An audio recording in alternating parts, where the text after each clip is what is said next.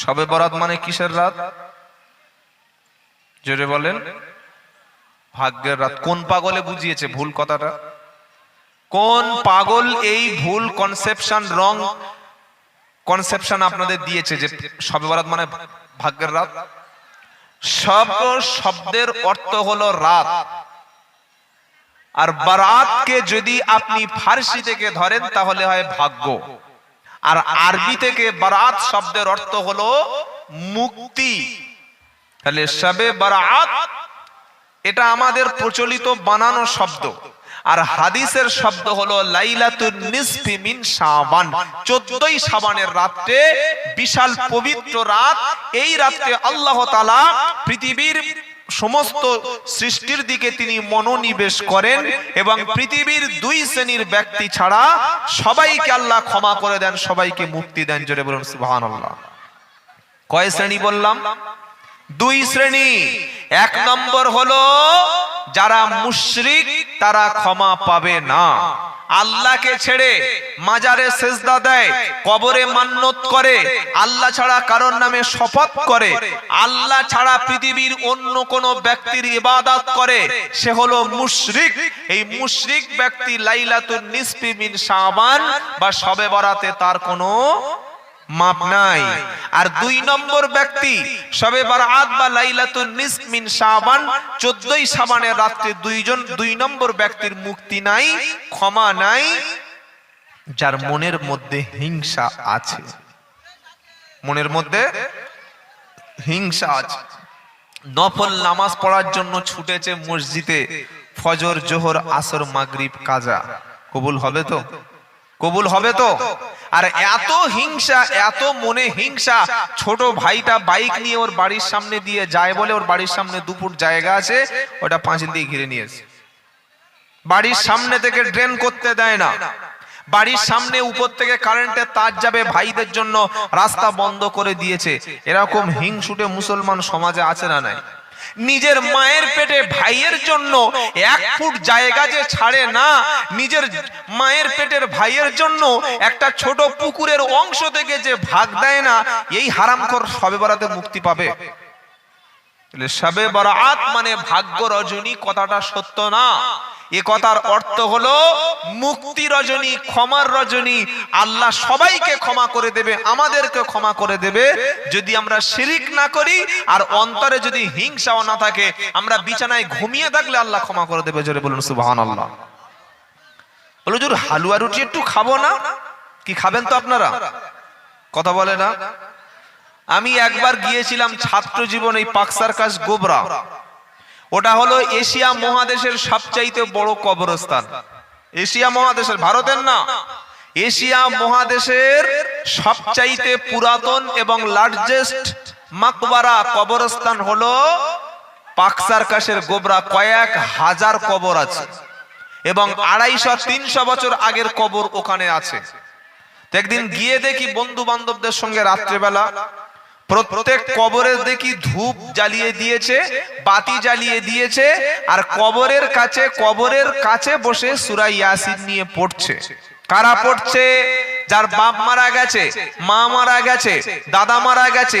ও তো নিজে কোরআন জানে না, ও পয়সাওয়ালা, টাকাওয়ালা। ও আমার মতো কিছু মৌলবীকে কন্ট্রাক্ট দিয়েছে যে তুমি 1 ঘন্টা বা 10 মিনিট পড়বে, তোমার জন্য 500 বা 700 টাকা একটা গিফট আছে। 3 ঘন্টা বা 2 ঘন্টা বা 10 মিনিটে 500 টাকা, 1000 টাকা কন্ট্রাক্ট দিয়ে দিয়েছে। কি দিয়ে দিয়েছে বলেন? কন্ট্রাক্ট। মনে রাখবেন, এই কন্ট্রাকচুয়াল যদি কেউ কোরআন পড়ে, ইসালে সওয়াবের উদ্দেশ্য কোরআন তেলাওয়াত করায়, টাকার বিনিময়ে যারা কোরআন পড়বে এবং যারা পড়াবে উভয় গুনাহগার হয়ে যাবে।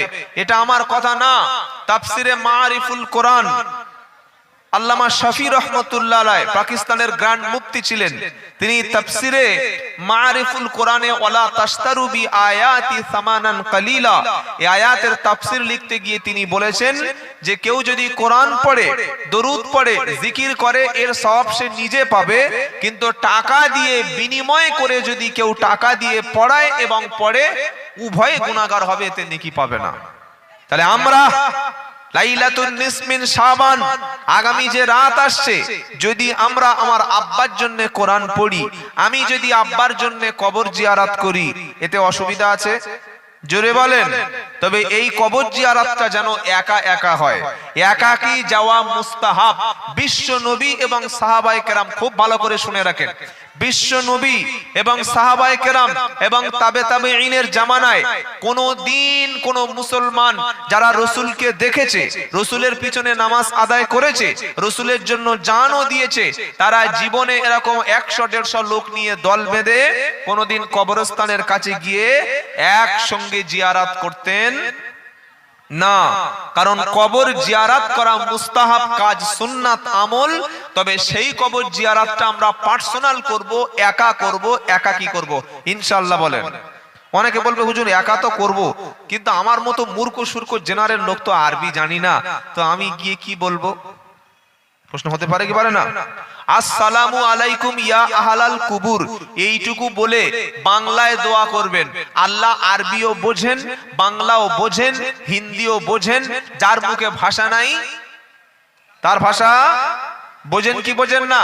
সব ভাষা যিনি বোঝেন তিনি হলেন আল্লাহ। তাই যদি ইচ্ছা হয় পার্সোনাল কবর জিয়ারত নিজে একাকী করবেন, এটা সুন্নাহ, এটা মুস্তাহাব আমল।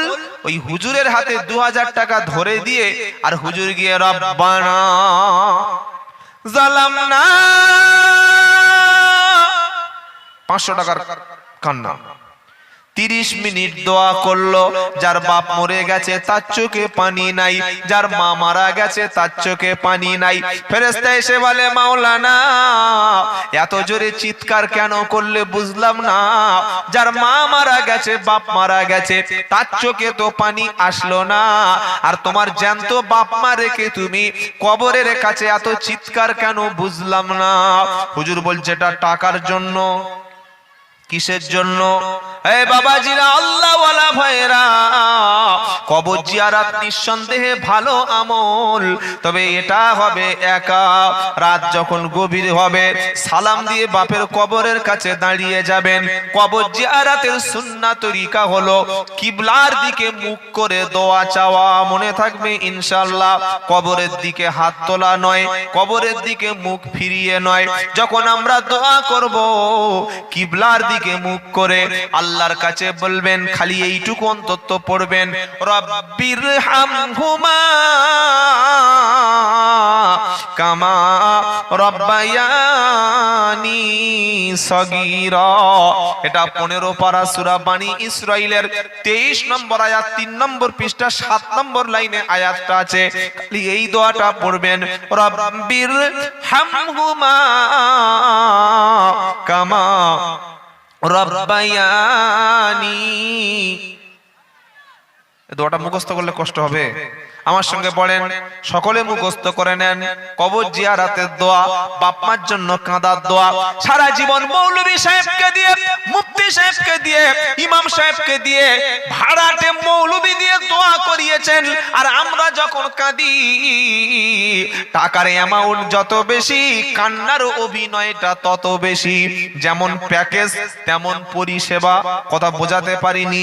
3 লাখ টাকা দিয়ে হজ করলে কাবা শরীফ থেকে দূরে রাখবে, আর 5 লাখ টাকার গ্রিন ক্যাটাগরি দিয়ে হজ করলে কাবার পাশে হোটেলে আপনার জায়গা হবে। যেমন টাকা তেমন কোয়ালিটি, যেমন মাল তেমন দাম, যেমন দাম তেমন মাল। না ভাই, ভুল বুঝবেন না, আলেমদের অপমান করার জন্য বলছি না। ইমামের কাছে, আলেমদের কাছে বসে দোয়া করার সিস্টেমটা জেনে নেবেন। যারা দোয়া শেখাতে এসেছে মসজিদে মসজিদে, তাদের কাছে বসে দোয়া করার সিস্টেমটা জেনে নিন। আর কবরের পাশে দাঁড়িয়ে আসসালামু আলাইকুম এটা বলে বাংলায় বলুন, আল্লাহ বাপ মারা গেছে কোভিড-19 করোনার সময় মারা গেছে, 5 বছর হয়ে গেছে, মাঝে মাঝে বাপের কবরের কাছে আসি। আজকে লাইলাতুন নিসফ মিন শাবান, মুক্তি রজনীতে, পবিত্র রজনীতে, ক্ষমা রজনীতে বাপের কবরের কাছে, আম্মা জানের কবরের কাছে দাঁড়িয়ে গেছি। আমি যত বড় পাপী হই না কেন, সন্তানের দোয়া তো বাপ মার জন্য কবুল হয়, এটা বিশ্ব নবী বলে গেছে। ওয়ালাদিন সালিহিন ইয়াদউ লাহু, সেই হাদিসের কথা মনে করে আমি সন্তান, আমি আব্বার জন্য আম্মার জন্য কেঁদেছি, রাব্বানা আব্বা আম্মার কবরের আযাব মাফ করে দাও। এটা যখন সন্তান বলবে, সন্তান কিন্তু টাইম ধরে কখনো দোয়া করবে না। ইমাম দোয়া করলে, মাওলানা দোয়া করলে, মুফতি সাহেবকে দোয়া করলে, ঘড়ি ধরে খুব জোর বড় হোক 10 মিনিট কিংবা 5 মিনিট বা 8 মিনিট, এর বেশি দোয়া তিনি কখনো আপনার জন্য করবে না। কিন্তু আপনি যখন বাপের জন্য কাঁদবেন, চোখের পানিটা কবরের সামনে পড়ে যাবে, অন্তরটা হালকা হবে, আর ফেরেশতারা খাতা নিয়ে বাপের কবরের আযাবের সমস্ত শাস্তিগুলি মুছে দেওয়ারও লেখা চালু করবে। জোরে বলুন সুবহানাল্লাহ। এই নিজের কান্না নিজে কাঁদতে দেয় না যারা, কান্নার সিস্টেমটা শেখায় না যারা, বুঝতে হবে পেটের দায়ে ব্যবসা করছে তারা।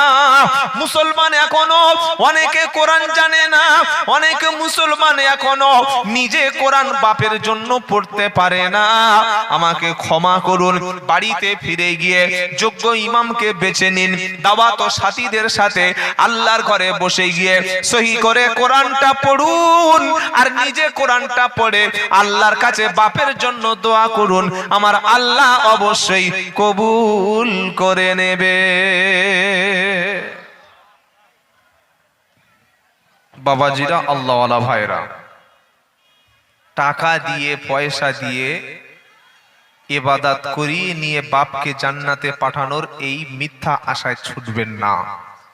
আর আমরা সত্যটা বলি না, আমাদের ব্যবসাটা নষ্ট হয়ে যাবে বলে। ইমামকে বলতে দেওয়া হয় না, ইমামের উপরে চাপ আছে, না আমার বাপ দাদা করে এসছে, তুমি কি ইমাম সাহেব গো, তুমি করতে পড়েছো গো, ও তোমার দ্বারা চলবে না।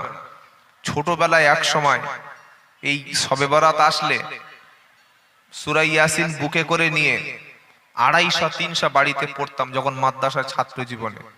আর 10 টাকা 20 টাকা 30 টাকা 50 টাকা ভালোই কামাতাম, বুঝলেন। তারপরে সত্য যখন জানতে পারলাম, তখন মুসাল্লিদের বললাম, ভাই বাপ আপনার, দোয়ার অধিকার আপনার, আপনি একটু পড়ুন, কোরআনটা শিখুন, নিজেই দোয়া করুন, আল্লাহ সেটাই বেশি পছন্দ করবে। আর সেটা বলা কি আমার অপরাধ? কথা বলে না। সত্যটা জানার চেষ্টা করুন। সারা জীবন আর কতদিন মিথ্যা দিয়ে ঢেকে রাখবো ভাই? বাবাজিরা, আল্লাহওয়ালা ভাইয়েরা, তাই জাহান্নামে যারা যাবে তারা কেন এসেছে? আল্লাযীনা তাখাযু দীনাহুম লাহওয়া ওয়া লাইবা ওয়া গাররাতুহুমুল হায়াতুদ দুনিয়া ফালইয়াউমা নানসাহুম কামা নাসু লিকা ইয়াউমিকুম হাদা। যারা দুনিয়ায় ধর্মটাকে রং তামাশা মনে করেছে, দুনিয়ার খেল তামাশা মনে করেছে, আর দুনিয়ার ধোকায় পড়ে গেছে, আমার আল্লাহ বলছে ফাল ইয়াউমা নানসাহুম কামা নাসু লিকা ইয়াউমিকুম হাদা। দুনিয়াতে তুমি যেমন আমি আল্লাহ আমাকে ভুলে গেছিলে, আমি আল্লাহ আখিরাতে আজকের তোমারও ভুলে গেলাম। জাহান্নামের আযাব সম্পর্কে মিনিমাম একটু জেনে নিলাম। এবার জানবো কোন কোন পাপের কারণে জাহান্নাম। কি বললাম? কোন কোন পাপের কারণে জাহান্নাম। পারা নাম্বার 29, পৃষ্ঠা নাম্বার 17, লাইন নাম্বার 13, আয়াত নাম্বার 42, সূরার নাম মুদ্দাসসির। এখানে এসেছে 4টে বড় পাপ। কটা? জোরে বলেন। 4টি বড় পাপ করলে কিয়ামতের দিন জাহান্নামে যাওয়া লাগবে। কটা বড় পাপ? 4টি বড় পাপ। বাবাজিরা, আল্লাহওয়ালা ভাইরা, মন খারাপ করার কিচ্ছু নাই। অনেকে ভাবছে যে লোক কোথায় গেল। আমি তো বললাম জাহান্নামীদের সংখ্যা বেশি। হ্যাঁ, আর আমাদের 24 পরগনা মানে ওই কোরআন শোনার চাইতে নোংরামিটা আমাদের সমাজে বেশি আছে। আপনি আমার সঙ্গে হুগলিতে চলুন, হাওড়ায় চলুন, বর্ধমানে চলুন, বাঁকুড়ায় চলুন, পুরুলিয়ায় চলুন, যেখানে যাবেন নিয়ে যাব, আমার গাড়িতে খাওয়াবো, আমার বাড়ি রাখবো। একটা মেয়ে দেখাতে পারবেন না জলসায় নোংরা পোশাক পরেছে, একটা দোকান পর্যন্ত দেখাতে পারবেন না। কিন্তু আমাদের সমাজ যে নিকৃষ্ট সমাজ আমাদের, সমাজের যে সিস্টেমটা আমাদের, এই সিস্টেমটা আমরা না পাল্টাতে পারলে এই জলসার পবিত্র হেদায়েতের জায়গাটা আজকের নোংরা হয়ে যাচ্ছে। তো আমরা কেউ ভয়েতে কথা বলছি না। যাই হোক, আল্লাহ আমাদের শোনার তৌফিক দান করুক, বলুন আল্লাহুম্মা আমিন। অল্প সময় শরীর অসুস্থ নিয়ে বসে থাকতে পারছি না, তারপরে কিছু কথা আল্লাহ বলাচ্ছে, এটা আল্লাহর খাস দয়া। এবার আমরা শুনবো যে কোন কোন পাপের কারণে আল্লাহ জাহান্নামে দেবে। সূরা মুদ্দাসসিরের 42 নম্বর আয়াতে আল্লাহ তাআলা 4টি পাপের কথা উল্লেখ করেছেন। কটা পাপ? 4টে পাপ, 4টে অন্যায় এমন আছে, 4টি কাজ এমন আছে যে পাপগুলো করলে আমাদেরকে জাহান্নামে যেতেই হবে। শুধু যেতে হবে তাই না, ওই জাহান্নামে যাওয়ার পরে এই পাপটা করে আমাদের জন্য যে সুপারিশ করবে, আমাদের জন্য কেউ যে শাফাআত করবে, তার সুপারিশ, তার শাফাআত কাজে লাগবে না। কটা পাপ বললাম? 4টি। অন্তত এইটা শুনি। আর এই 4টে পাপের সঙ্গে যদি আমরা ইনভলভ হয়ে থাকি, আমরা আজ থেকে তওবা করে এই 4টি পাপ ছেড়ে দেব, বলি ইনশাআল্লাহ। 1 নম্বর কি? ইয়াতাসাআলুনা আনিল মুজরিমিন মা সালাকাকুম ফি সাকর ক্বালু লাম নাকু মিনাল মুসাল্লিন ওয়া লাম নাকু নুতঈমুল মিসকিন ওয়া কুন্না নাখুদু মা'আল খাইদিন ওয়া কুন্না নুকাযযিবু বিয়াউমিদ্দিন হাত্তা আতানাল ইয়াকিন ফামা তানফাউহুম শাফাআতু শাফিন। সূরা মুদ্দাসসিরের 42 থেকে 47 নম্বর আয়াত আল্লাহ বলছেন 4টি পাপ এমন আছে যে পাপ যদি কেউ করতে থাকে, ওই অবস্থায় যদি কারোর মরণ হয়, কিয়ামতের দিন জাহান্নামে তো যেতেই হবে, এবং ওখানে সুপারিশ করে, শাফাআত করে আপনাকে কেউ বাঁচিয়ে নেবে, এরকম কোনো উপকারী সুপারিশ পাওয়া যাবে না। তো প্রথম কাজ কি? ইয়াতাসাআলুনা আনিল মুজরিমিনা মা সালাকাকুম ফি সাকর। আবার জান্নাতি ব্যক্তিরা জাহান্নামীদেরকে দেখে চিনতে পেরে জিজ্ঞাসা করবে, আনিল মুজরিমিনা ফি সালাকাকুম ফি আনিল মুজরিমিনা মা সালাকাকুম ফি সাকর। ও জাহান্নামীরা, কেন এসেছো জাহান্নামে? এই আযাবে কি কারণে এলে? কিসের অভাব ছিল? কি এমন কাজ করেছিলে? কি এমন ভুল কাজ করেছিলে যার কারণে আযাবের মধ্যে, আগুনের মধ্যে পুড়তে হচ্ছে? এবার জাহান্নামীরা উত্তর দেবে, কারণ দেখাবে 4টি। কটা? জোরে বলেন, মুখস্থ করুন কটি? 4টি। প্রথম কি? প্রথম জাহান্নামীরা বলবে, ক্বালু লাম নাকু মিনাল মুসাল্লিন। প্রথম তারা বলবে, রে ভাই, নামাজ আমরা পড়তাম না, কুরবানির সময় এত বড় গরু আনতাম, পাড়ার লোকের করে দিয়েছিলাম কানা, আর মিলাদের সময় এত লোক খেত, মনে হয় যেন বিশাল বড় খানা, শবে বরাতের সময় এত বড় জামা পরতাম, মনে হতো মাওলানা, ঈদের সময় এত টুপি পরতাম, মনে হতো যেন বড় পীরের ভাগনা, সব ছিল আমার সাথে, কিন্তু নামাজও 5 ওয়াক্ত ছিল না। জানাজার মাঠে গিয়ে দাঁড়িয়ে আছে, আসরের পরে জানাজা হবে, দাদা শ্বশুর মারা গেছে, সেই হাজি রুমাল, পা পর্যন্ত বড় পাঞ্জাবি জুব্বা পরে, আর সেই দামি আজমাল ব্র্যান্ডের আতর পরে এমন করে গিয়ে দাঁড়িয়ে আছে, ফেরেশতা এসে মনে করছে এই জানাজা পড়াবে। কে? ওই লোক। এইবার জানাজার মাঠে ইমাম সাহেব যখন বললে সবাই লাইন সোজা করো, দাঁড়িয়ে যাও, তখন এই বড় পাঞ্জাবি হাজি সাহেবের মতো চেহারা বলছে, ইমাম সাহেব জানাজার নিয়তটা একটু বলে দেবে? কি জিজ্ঞাসা করছে? জানাজার নিয়ত। নিয়ত মানে কি ভাই? আমরা মনে মনে যেটা ভেবে যাই, মনের অ্যাটেনশন যেটা, মনের মধ্যে যেটা সংকল্প, মনের মধ্যে যেটা ভাবনা, আমার মনের ইচ্ছাটাকে আরবিতে বলা হয় নিয়াত। মনের ইচ্ছাটা নিয়াত।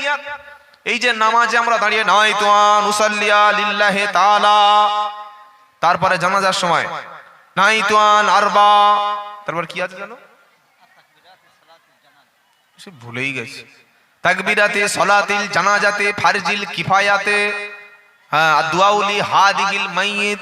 ওযুর সময় যে নিয়তগুলো আমরা যেগুলো এগুলো মুখে যেগুলো উচ্চারণ করি, এগুলো নিয়তটা হবে আমাদের অন্তর থেকে। কোথা থেকে বলেন? জোরে বলেন।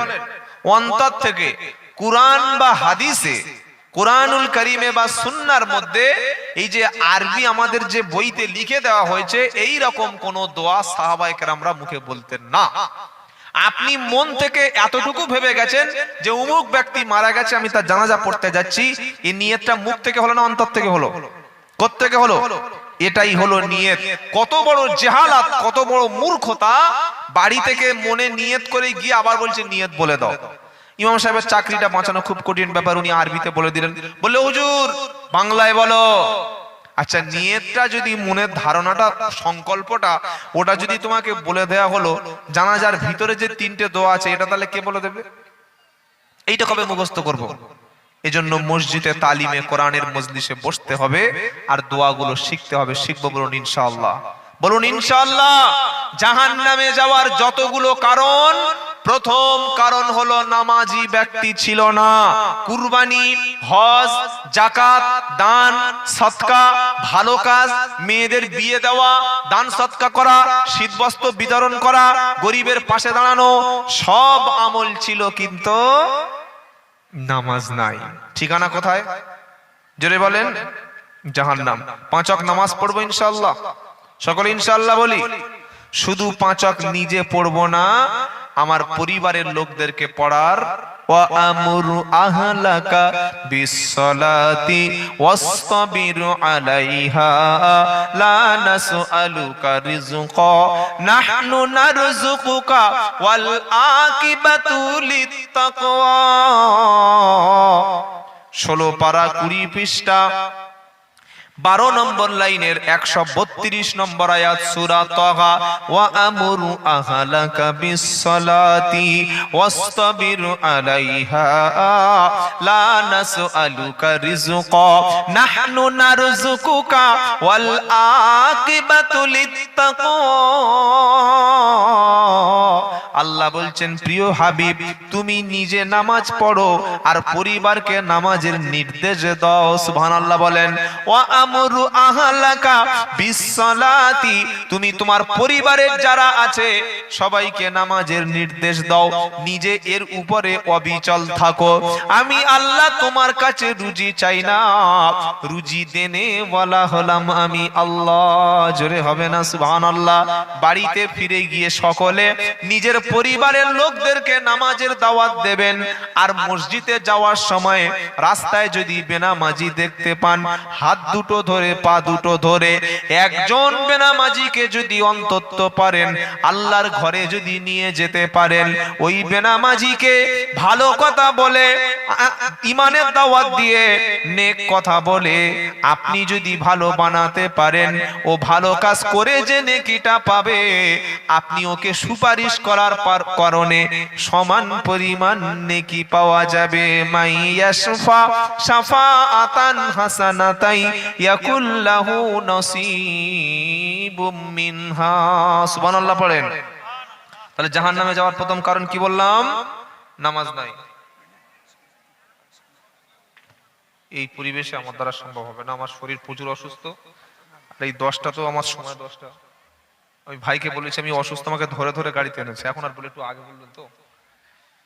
বাবাজিরা, আল্লাহ ভাইরা, বসে যে আছি এটা আল্লাহর খাস দয়া। এই চেয়ারটা একটু ভালো চেয়ার বলে বসে আছি, তা না হলে বসে থাকার কথা না। আল্লাহু আকবার। ঝরঝর করে এই বাবু তোমার একটা ওষুধ খাইয়ে দিল, আপনারা দেখেছেন বক্তব্য করতে করতে। আর কালেকশনের কথা একটু আগে থেকে না বললে, ফট করে বললে ওটা হয় না। পরে যিনি আসবেন একটু পড়ে দেবেন। সময় আর হয়ে আসছে, প্রায় 12 মিনিট আছে আপনাদের খেদমতে। 2 নম্বর হলো জাহান্নামে যাওয়ার কারণ হলো, প্রথমে জাহান্নামীরা কি বলল? যে নামাজ পড়তাম না। 2 নম্বর জাহান্নামীরা কি বলবে জানেন? ওয়ালাম নাকুনু তুইমুল মিসকিন, মিসকিনদেরকে, দুস্থদেরকে, অভাবী ব্যক্তিদেরকে আমরা খাদ্য খেতে দিতাম না। প্রচুর মানুষ আছে ভালো রান্না করে, ভালো খায়, প্রতিবেশীর খবর নেয় না, আছে না নাই? রমজান মাসে ইফতারের খরচ প্রতিদিন 4-5 রকম আইটেম করে ইফতার করে, কিন্তু গ্রামের অনেক ক্ষুধার্ত ব্যক্তি আছে, খবর নেয় না। অনেক বিধবা আছে, খবর নেয় না। অনেক মিসকিন আছে, খবর নেয় না। অনেক এতিম আছে, খবর নেয় না। মিসকিনদেরকে যারা খাদ্য খেতে দেয় না, তাদেরই ঠিকানা কোথায়? জোরে বলেন। জাহান্নাম।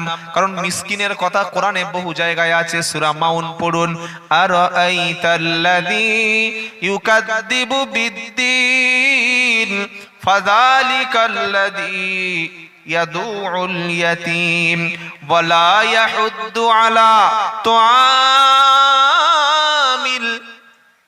কি? তুআমিল ফকির, তুআমিল মিসকিন। যারা মিসকিনদেরকে খাদ্য খেতে দেয় না, মিসকিনদেরকে খাদ্য খেতে উৎসাহিত করে না, তার ঠিকানা কোথায়? জাহান্নাম। মিসকিন কাকে বলে? যে লোকের কাছে হাত পেতে ভিক্ষা করে, ওর নাম ফকির। যার বাপটা মারা যায় কম বয়সে, ওটার নাম হচ্ছে এতিম। আর মিসকিন কারা? মিসকিন হলো সে যার থাকার মতো কোনো ঘর নাই, খাওয়ার মতো কোনো খাবার নাই, কোনো আশ্রয় নাই। লোকটা অত্যন্ত গরিব, অসহায়, কিন্তু লজ্জায় কারোর কাছে চাইতে পারে না, লজ্জায় কারোর কাছে বলতে পারে না ওর নাম কি। অথচ তার প্রয়োজন, অথচ তার প্রয়োজন, লজ্জায় চাইতে পারে না। এত ভদ্র, এত তার আত্মসম্মান বোধ আছে, সেলফ রেসপেক্ট এত বেশি, লজ্জায় কারোর কাছে বলতে পারে না, কিন্তু তার প্রয়োজন। এই ব্যক্তিটার নাম কি? মিসকিন। এরকম আমাদের প্রতিবেশী যদি থাকে, আমরা তাদের বাড়িতে খাবার পাঠাবো, সে ব্যক্তি অসুবিধা যদি পড়ে, চাওয়ার আগে আমরা খাওয়ার ব্যবস্থা করে দেবো ইনশাআল্লাহ। বলেন। তাহলে জাহান্নামীরা কি বলবে? ওয়া কুন্না ওয়া লাম নাকুনু তুইমুল মিসকিন, মিসকিনদেরকে আমরা খাদ্য খেতে দিতাম না। 3 নম্বর কি? 3 নম্বর হলো ওয়াকুন্না নাখুদু মাআল খাইদিন, রাত দিন 24 ঘন্টা আমরা সমালোচনায় লিপ্ত থাকতাম। চায়ের দোকানে বসলে 1 ঘন্টা চা খায়, ওর মধ্যে গীবত করে প্রায় 40 মিনিট করে। কি করে না? আছে না নাই? বিসমিল্লাহ বলে মুখে চা তুলে নিল, আর গীবত শুরু হলো। এত গীবত শুরু হলো, পাড়ার সব লোকের বিরুদ্ধে কথা বলে, দোষগুলো তুলে তুলে বার করে। শেষে ইমাম সাহেবের ধরে, মসজিদ কমিটির ধরে, পার্টির লোকের ধরে, হাতে কলম দিলে সই করতে পারে না। আর চার দোকানে বসলে এমন ফুটানি করবে যেন মুখ্যমন্ত্রীর ভাগনা। কলম দেন হাতে, সই করতে পারবে না। আত্মাইয়াতে জিজ্ঞাসা করুন, দাঁত ভেঙে সঙ্গে সঙ্গে ছড়িয়ে যাবে, চায়ের গ্লাসে দাঁত পড়ে যাবে।